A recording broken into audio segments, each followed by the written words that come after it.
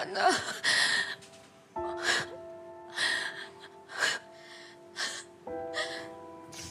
Matagal niyo na bang alam?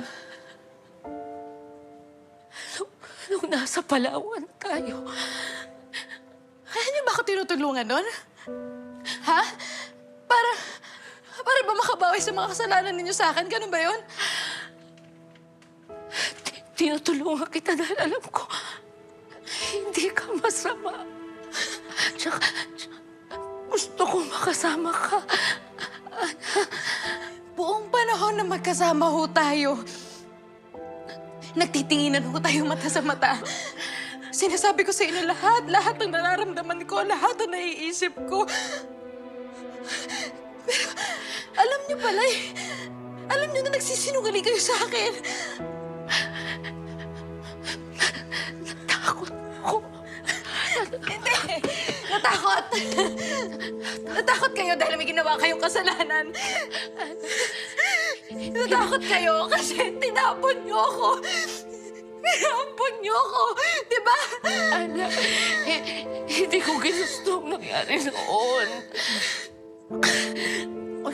Hindi ako handa. Akala ko mag-isa lang ako. Nagpadala sa takot. Naniwala ako sa mga tao sa paligid ko. Alam niyo, wala kayong karapat na manisin ng iba. Kasi desisyon niyo yan.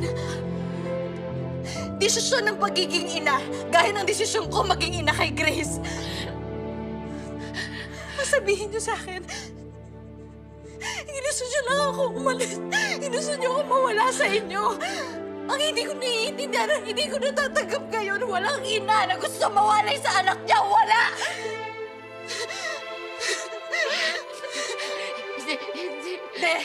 Mas re-respetuhin ko pa kayo? Kung inako niyo lahat ng mga kasalanan ninyo na makasarili ka, na wala kang pakialam sa akin. Hindi totoo yan. Ana, hindi totoo yan. Ana, please. Hayaan mo lang tulungan kita.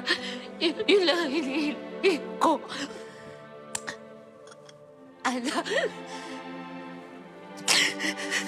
Sa tingin niyo ba sa lahat ng mga ginawa ninyo, mabubura lahat ng ginawa ninyo sa akin?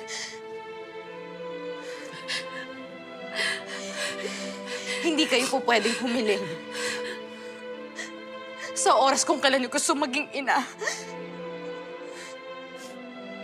At hindi kayo po pwedeng lumapit sa akin. Kung kailan kayo handa maghingi ng tawad, hindi.